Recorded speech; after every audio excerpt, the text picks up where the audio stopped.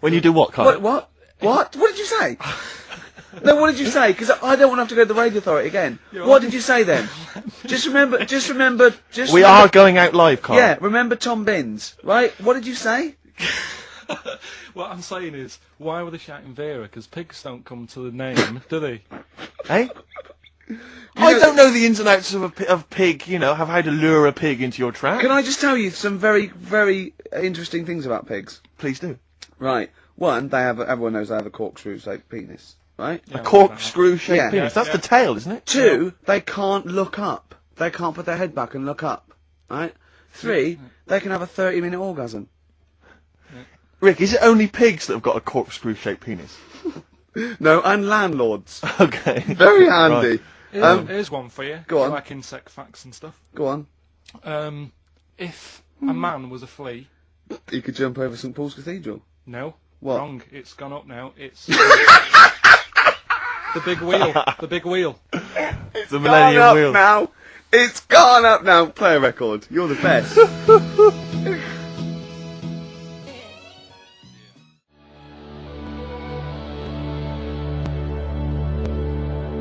Ash, there's a star on XFM 104.9. Now, Steve. Yes.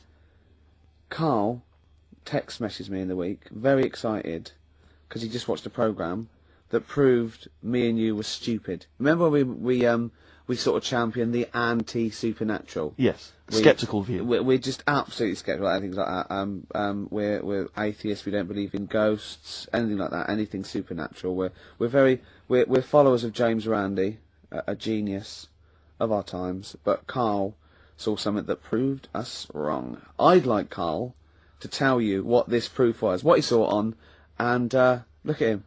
Go on then. It was on Wednesday night. Yeah. I was watching. You see, the problem is I didn't get the full story, so you could pick holes out of it. Sure. Unlike your usual investigations into the supernatural, which are it was called. Can I just say what the programme was called? Mr. Exorcist. Oh, brilliant! So sounds like an academic work to me. Yes. The bit that I caught, I just flicked it over, sort of seeing what's on the telly, and I thought, oh, Exorcist, I've seen it, but there's nothing else, and I watch it, and then I realised it wasn't the same thing. Yeah. I thought, oh, I'll have a bit of this. And there was an old woman and a daughter, and as far as I was aware, the bit I picked up on, they were saying, oh, it's dreadful, and unless you've been through it, you've had ghosts in your house and that, you really don't know what it's like. Yeah, sure. And the main thing that seemed to be getting them down was the fact that the budgie was getting stressed. The budgie was getting stressed? Because animals can sense the other side, can't okay. they? Can they? Yeah. Okay. So, and how was that manifesting itself? You don't know. What was the budgie doing? I think it just wasn't happy. Right. Did it explain that to people, or how did it express that? Budgies are known for being chirpy, aren't they? I see, and it wasn't chirpy. It normally swings on its little perch and that. And just depressed because it was possessed. It was just sat around in its pajamas. So no. Come on, Steve. Come on, Steve. You're making this a mockery. So the budgie was depressed because he could sense the ghost. Yeah, and then this guy, this Mr. Exorcist, came round. Was that his name? Yeah. Okay. Was he a priest or something? Yeah, he might have been. Yeah. Like did he have like a black coat with a little white collar? That's usually the. He had his coat on, so you couldn't tell. No, sure. Okay. But so he came round and he sort of did his thing, and then. And was he trying to exorcise the budgie? No, the ghost. Right. I see. It wasn't that the budgie had a demon on it. No. Okay. No, this wasn't a possession, was it? This was a straightforward.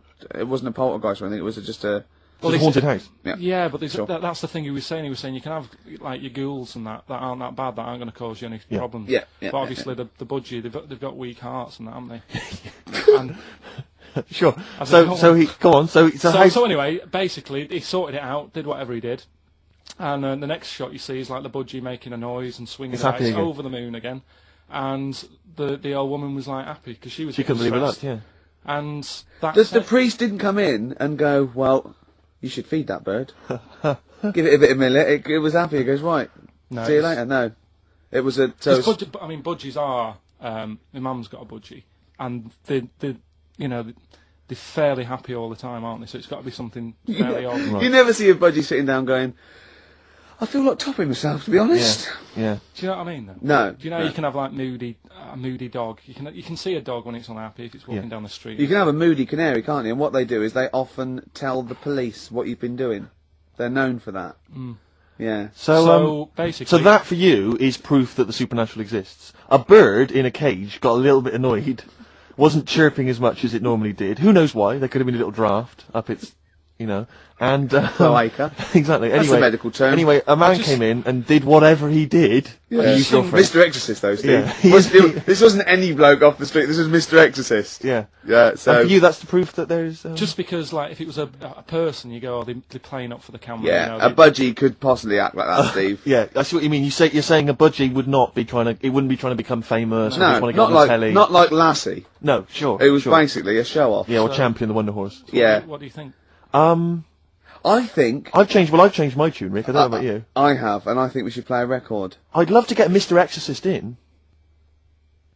Wouldn't that be amazing? Never dabble with things you don't understand, Sorry. like women. See what I did there? Please turn that back on me. Blur. Boys and girls. Girls and boys, embarrassed to say.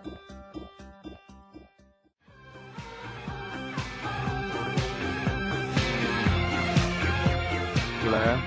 Girls and boys there, Steve, on XFM 104.9. So it's not so bad, really, because we didn't plan the thing. No. We've proved the supernatural. We were wrong about that. Well, just one other question. Was there anything else in this woman's house that led her to believe that there were ghosts, or was it just the fact that, Tweety, or whatever his name was, wasn't chirping? You see, this is the problem. I was watching UK Style. I was watching something on that. What were you watching on that? It was, it's not changing rooms. It's like that, but cheaper. Quite seriously, right? You might be the most interesting man in the world. I'm fascinated by it. I'd like to follow you. I'd like to have a hidden camera on you. I can ask you any question. I'd like to have you in a cupboard in my flat. So I just think about it. I wonder what Carl thinks of that. And I'd just throw something at you, and you'd, you know what I mean? Yeah, because that's what my dad did. Just kept me in the cupboard. Do you know what I mean, though? Yeah. I wonder what Carl would You're think never about stuck this. for a conversation point if Carl's around. That's No, what's genius about he's it. always got an opinion. He's got an opinion about everything. Yeah. It's But I love the fact he was watching UK Style without a shadow of irony. Yeah. Nothing. No, He's that's, just what, like- no, that's what I like about him. Exactly, that's what's I wouldn't brilliant. like it if he was trying to be No, he's not. kitsch Yeah. and stuff like that. I like it because he's down the line, straightforward, no nonsense. Yeah. This is what I like. You know what I mean? He's going to be sort of like Jeffrey Boycott, Dickie Bird when he's about like 60 or 70. He's going to get on a bus and go to the driver somewhere. You need an haircut. You look like a scruffy get. You know what I mean? He's going to be a great old bloke that Genius. he doesn't get chinned in the pub. Yeah. Right? People protect him. Because he's like 70 or something. But it's great. You're looking forward. You're actually in that nod. That nod went. I can't wait to be 70. Yeah. Wasn't it? Can I make a suggestion that we just get people, they can email in just questions or comments they'd like to hear from Carl. Maybe they just want to know his opinion on the Afghanistan situation. Yeah, like or like last night's Coronation Street, whatever. Yeah, like they do it. In the NME or magazine that coming up to the election, they go, Billy says Labour. Oh, Yeah. Carl. I think the Sun has White Van Man. Each Oh, day they right. interview a guy who drives a white van, see his opinions on various topics.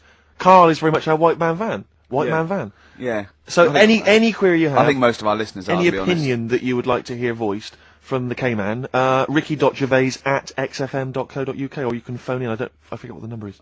Oh, matter, does it? 700 800 1234. Sweet. Now it's time for our first regular feature of the day. That film sounds good. That film sounds good. I stopped the film reviews because I've done all the films that are 9 or Yep. 10 out of 10. I don't want to Yep. drop my standards. Absolutely.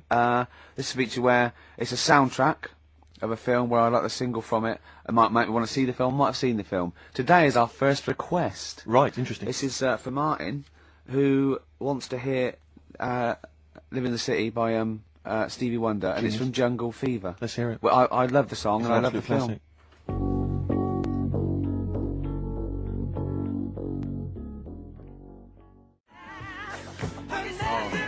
Living for the City. Genius. Stevie Wonder. The man's from a the god. film Jungle Fever. Absolutely. It's a great film. Yeah. Well, not to be confused with Living in the City, which I think is a Desiree track. So never you do know, that. because you're a huge But Desiree fan. of we were grooving along to that. It's a great, not my favourite Stevie Wonder track. I actually for He's Mr. Know-It-All, but a great track. Oh, Stevie Wonder's just fantastic anyway.